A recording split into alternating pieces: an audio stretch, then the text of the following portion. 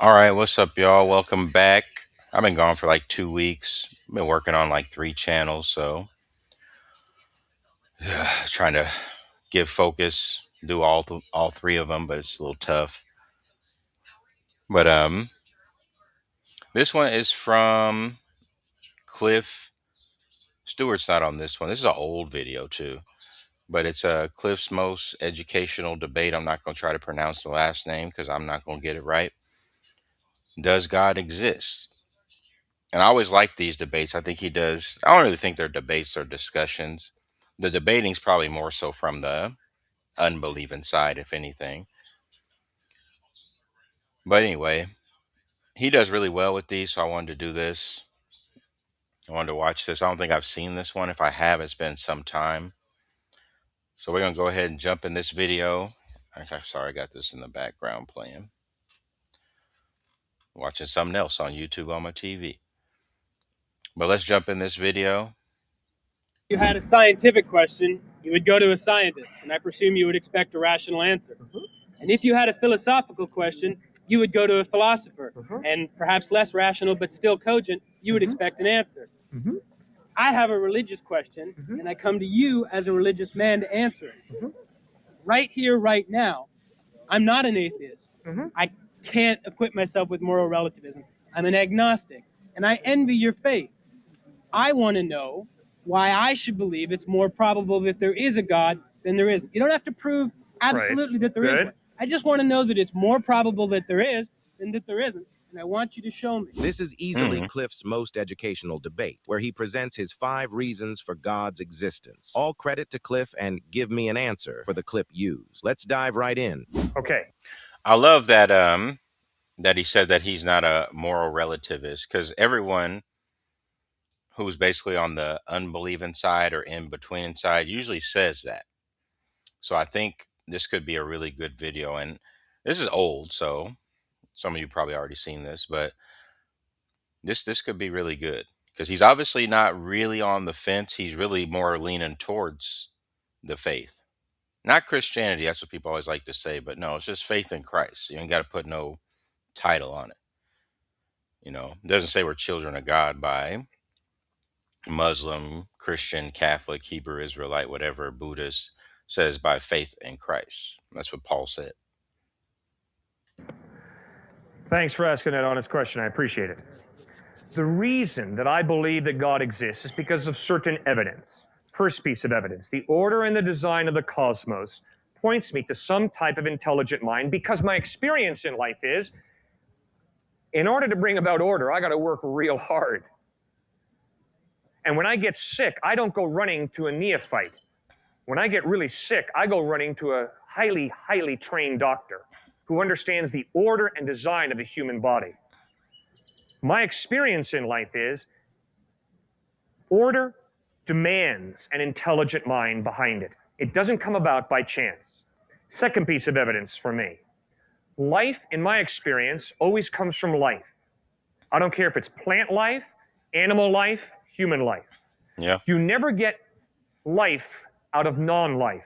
In other words, you never get the animate from the inanimate. That's right. Therefore, is it more reasonable for me to believe in the beginning God, or is it more reasonable for me to believe in the beginning matter and energy?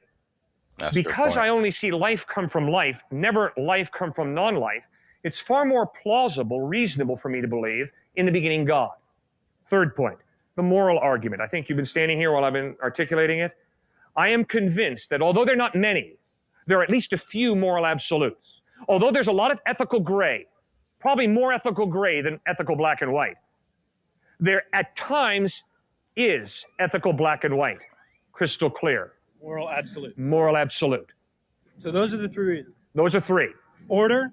Order design, coming from intelligent mind. Life coming from life, not from non-life. Moral absolutes. Fourth one, love. My experience of life is that love is crucial to my marriage, my family, my friendships. Love is a crucial motive in my life. If it's lacking, life turns very sterile, very empty. The only way love can be real is if there is more to reality than matter and energy. There's got to be some type of God who creates us with this innate ability to genuinely love. If there is no God, the Duke University student was correct when he said, love is simply a biological drive to preserve the genetic pool. And I said, sir, do you really think that's what motivates Mother Teresa to work among the dying in Calcutta, India? He said, yeah. That's actually a good point too. That's why when people say love is love, that don't make sense. That's why the Bible says God is love. Yes. I have a fundamental disagreement with that. My experience in life is no. Mother Teresa was motivated by love for the dying in Calcutta, India. That's why she did what she did. Not motivated primarily by a drive to preserve the genetic pool. That's a fourth piece of evidence. Four. Right. Do you mind if I ask some questions about Go right ahead. order? I know a little about computers, not a lot, but a little. And I know there are computer programs that write very complicated, very ordered programs that do things, extremely ordered. But I would not go back and say that the program that wrote it is a life, or capable of love, or capable of thought in the way I think of thought. I have seen order that is caused by seemingly disorder or random occurrences. I've seen order that doesn't necessarily come from a cogent willed source. And I've seen order come from a cogent willed source that was very evil, or you would define evil. So, first of all, I would contend that I've seen, or I think I've seen order from chaos. And I know I've seen, or at least I like to think I've seen, order from what you would dictate as evil. So is it order from chaos? And if it's order only from order, why does that necessarily imply a good entity that created this order? Okay, I have strong disagreements with one point, and I strongly agree with your second point. I think it's rather clear that a computer comes from an intelligent mind. I've never met a computer that just came about by accident. So that computer obviously was ordered by an intelligent mind. Yeah. So there's no problem with computers. But I think you raise a tremendous issue when it comes to evil. I think you're absolutely correct. I think it's totally possible that this intelligent mind is a warped Scrooge. Okay. What was the second reason now? Just to get it Okay, right? second thing is life comes from life, not from non-life. That one's harder for me. I'm not a biologist, but I know that there's a lot of theories that say that given the right materials, the right electric charge, so to speak, and the right atmosphere, we can create proteins, we can create enzymes, we can create complex molecules, and from that, this. Keep an eye on how Cliffe tackles this question. The student brings up a really thought-provoking point that many of us might be wondering about, so there's a lot to learn from Cliffe's response. Okay, and my point would be, I would not be shocked if scientists created life, because that's exactly what I believe. Intelligent mind creates life. My point is, you've got to have the intelligent mind there. You don't just have life coming out of non-life by accident. You don't think it's possible, even remotely possible, even infinitesimally remotely possible, that in some primordial pool, a lightning strike struck a complex of molecules that created an enzyme that then allowed us to evolve into this over billions of years? Anything is possible. Possible. Correct. Anything is possible. But more statistically, probable for the God? Exactly. You see, for me as a thinking human being, the question is, what is most plausible in light of the evidence? Third point was? Third point was moral absolutes.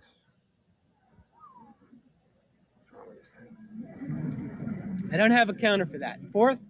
Fourth point was love. That I don't understand. I'm not laughing at him.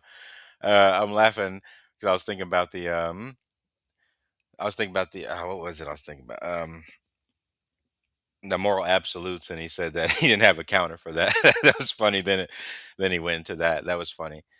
But yeah, because moral absolutes, people will just say like, "Oh, this right here, that's wrong." You know, that's objectively wrong. So where does that come from though?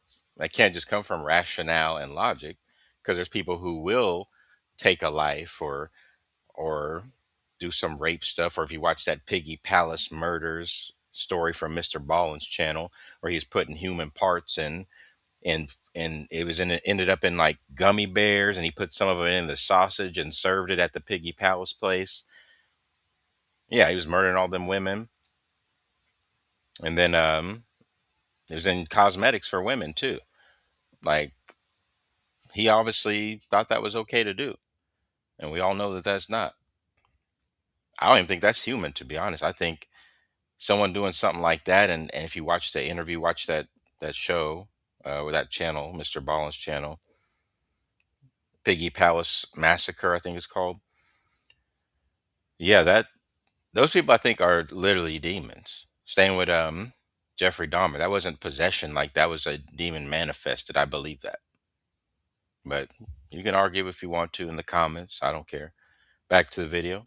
And I'd really benefit if you could explain it to me. Sure. I don't understand what you mean by it, Mm-hmm. and I've never experienced what you're talking about. And I'm fairly happy with my life. Mm-hmm. All right. What I'm talking about is, in the 60s, there was a riot at the Sorbonne, the French university in Paris. And a young man walked up to a bearded man and said, "Excuse me, sir, what are you rioting about?" The bearded man said, "I'm protesting this lousy world." The young man asked, "Do you believe in God?" The man said, "No, I'm an atheist." The young man asked, "Do you love anyone?" Bearded man lowered his head and said, "Yes, I love a woman by whom I've had a child, and she's dying of leukemia." The young man said, "Well, if she's dying of leukemia, why don't you ditch her and go out and get some other fox who turns you on a little more?" Bearded man hauled back and almost hit the young guy. The young guy said, "Excuse me, sir, you said there is no God." Well, if there is no God, there is no innate human ability to genuinely care for somebody else. And if this woman is losing her ability to sexually excite you because her body's falling apart due to leukemia, why don't you go out and get some other fox who turns you on a little more? And then the young man pulled out a Gospel of John where we read that there is a God, and this God is love. And when he created you and me in his image, in his likeness, he placed within you and me the innate ability to love. So every atheist loves, every agnostic loves, every theist loves. Why? Because we're human beings, not machines. We're human beings created in the image and likeness of God. Is that love the only emotion that God put in us, or are all of our emotions from God? No, God gave us emotions, but due to our sin, I actually think love is more than just an emotion. I don't know how to explain that further. I really don't. But like, I hear people say love's an action word, and I agree with that too. I don't think it's just an emotion. I mean, I ain't gonna get into all that now. Maybe another time. can twist those emotions. The classic example is anger. There's nothing wrong with anger. Confronted by evil, God is angry. Confronted by evil, I should be angry. There's a righteous anger. Remember, it says, "Be angry, but sin not. Do not let the sun go down on your wrath." So he's right. That's moral indignation. That's righteous anger. But in my selfishness, in my sinfulness, I twist anger and I lose my temper with someone because they step in front of me at the line at the airport. That's wrath. Don't they know who they just stepped in front of? And so I explode in a selfish type of anger, and that's sinful. Yeah. We tie this with your creation ex nihilo argument, creation from nothing, and a counter to it. Everything here from God. Was there anything before God? Was there any before God? God is eternal, so there's nothing before God. Everything from God. No, not everything from God. Because God has given you and me gifts of creativity, obviously God did not make your jacket or eyeglasses. Obviously God did not build that building. And obviously if I go up to him and kick him in the jaw, that's not God kicking him in the jaw. Or if I go up to him and pull my wallet out and give him $1, it's not God giving him $1. So because God has given you and me gifts of creativity, we can create. And we do all the time. So then, some things from God, some from man. Man used in a general sense, male, female. Yeah, God's given us gifts of creativity. Yeah, that's And true. as far as the moral absolutes go, you say there's some. Okay, where do I find them? 2 places. First of all, you go to your conscience. And secondly, you ask, has God revealed a standard that I can measure my conscience against? Jesus Christ claimed that he was that standard, that his ethical teachings are that standard. You can find them in the Sermon on the Mount, Matthew 5 through 7. You can find them in 10 Commandments, Exodus 20. My conscience, the first source. First one, conscience, right. That troubles me. My conscience guides my behavior very differently from what I would assume you would guide it as yourself. That's right. I'm extremely selfish and almost exclusively act in my own interest. That's right. That is how my conscience guides me. Uh-huh. We all do that to an extent, to be honest. Yeah, to an extent. I don't know what you would call it. He said selfish, but there's another term. But let's get back to the video. I'm over here trying to talk too much. Well, I dare say, though, that occasionally you experience guilt. Maybe not often, but occasionally. My point is, Really guilt. you've never experienced guilt? Not guilt. I've regretted my actions in the sense that they didn't have the outcome I thought they were. They weren't as beneficial to me as I thought they would be. That's regret, but not guilt. All right. Speaking for myself, at times I have experienced guilt, which means I am convinced that what I did was wrong. Compared to something other than your conscience? Well, all I know is I experience guilt. My conscience informs me of it. Yeah. And these 4 reasons that you've given, you feel, make it more probable that there is a God and that there isn't. Correct. And then there's another one. Okay. Your agnosticism. Okay. It is an intellectual option to be an agnostic. It is a practical impossibility. Every day you have to make priorities. Every day you have to make ethical decisions. And your priorities in life and your ethical decisions in life, tattle, show very clearly you're not agnostic. Yeah. You believe something, you believe in someone. That has motivated you to set the priorities that you have. I obviously don't know what those are. What you believe in has obviously motivated you to invest your money the way you do, your time the way you do. So there are many people who can say, I'm agnostic, I don't know. But practically, the way you live your life shows that you believe something. So then would it be more honest of me to say, practically, I believe in me? And yes, correct. Then I may have misinterpreted agnosticism. I took it and have taken it to mean, I don't know what's there. I'm not going to make any decision about it.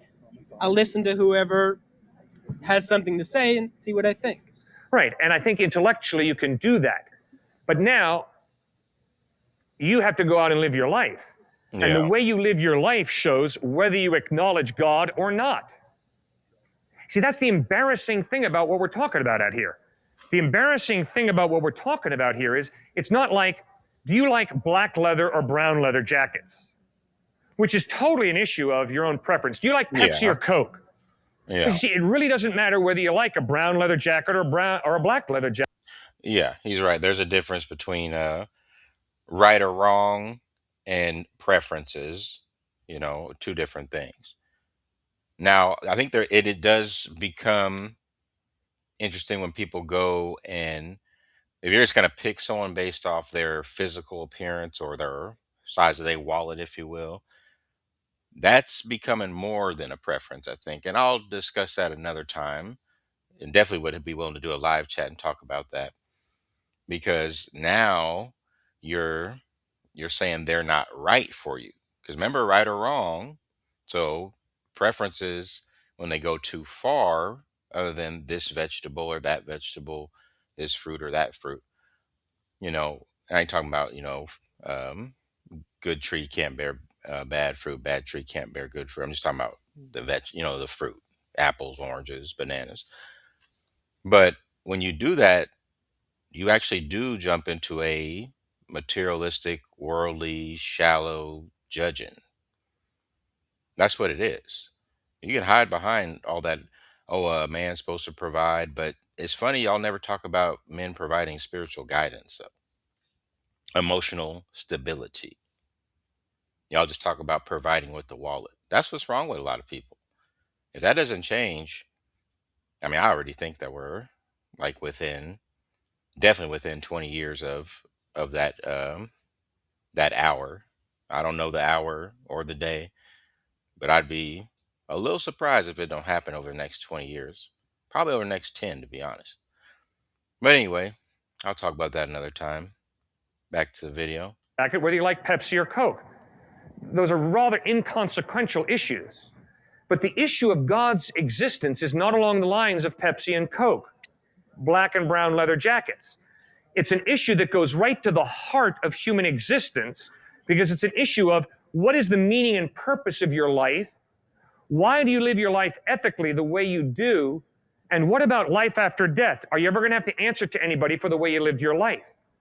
You see, so due to the grievously serious nature of the issues that are all wrapped up in God's existence, although I can say, I don't know whether God exists or not, the way I live my life, the meaning I attach to my life, the ethical decisions I make in my life, Knechtle will tell you what I believe about reality. Thank you so much for sticking around until the end of the video. In my opinion, that debate was one of, if not the most educational Cliffe has ever had. The 5 points Cliffe brings up offer a compelling perspective on the evidence for God, intelligent design, life from life, moral absolutes, love, and the universal belief in something or someone. The student's openness to Cliffe's arguments made it a valuable learning experience for everyone involved. Did any of Cliffe's points resonate with you? I'd love to hear your thoughts in the comments below. Also, if you enjoyed the video, please take a moment to let me know your favorite part or what you found most insightful. Once again, I want to give full credit to Cliffe and Give Me an Answer for the clip used. Go check out their channel. Thank you for watching, and I hope you have a fantastic day.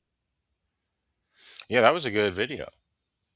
Yeah, it was a really good video. I'll leave the link in the description for this video, and if I can, for where their actual channel is, I might do that as well. But I'll be doing other videos from him. This is an older one. There's a good one though. He has a lot of good ones. He does really well with that. I know I said that earlier too, but because I try to talk to certain people about that, but if they're not willing to listen and they've already made their mind up, that's pointless. Kind of like what Will Smith said in I, Robot. It's like talking to the wall, and that's what that is. You can't do nothing with that. When someone's already made their mind up, no point. You're wasting your time, their time, everybody's time. Just let that go. It's unfortunate, but you'll run into that a lot. But yeah, I'll go ahead and wrap up this video. And I may do another one pretty soon here. I'm not sure. Try to be on this channel more. I know I said I'd let the video be, or the video would be like 20, 22 minutes. It's at 23 now. Trying to keep them a little shorter because people's attention span's not good. So yeah, I'll wrap it up. Yeah. May the Lord continue to bless all of us the way we need to be blessed, not the way we want to be. And God willing, I will catch y'all later.